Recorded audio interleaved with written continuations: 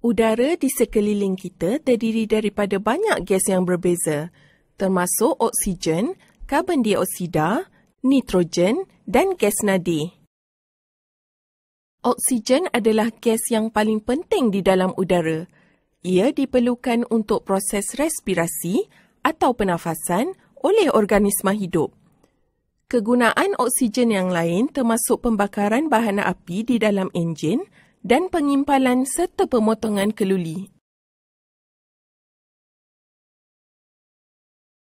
Karbon dioksida yang kita hembus keluar semasa respirasi adalah satu lagi gas yang penting dalam udara.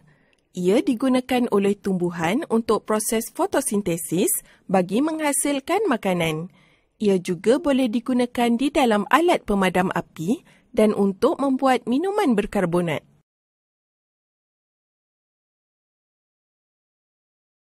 Nitrogen adalah gas yang paling banyak dalam udara. Ia boleh digunakan untuk membuat baja dan pelbagai sebatian kimia seperti asid nitrik dan amonia.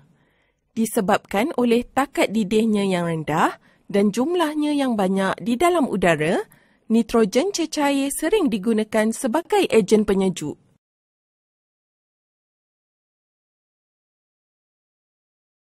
Gas-gas nadir adalah stabil dan tidak bertindak balas dengan sebarang bahan dalam keadaan normal. Helium digunakan untuk mengisi belon parti kerana ia lebih ringan daripada udara.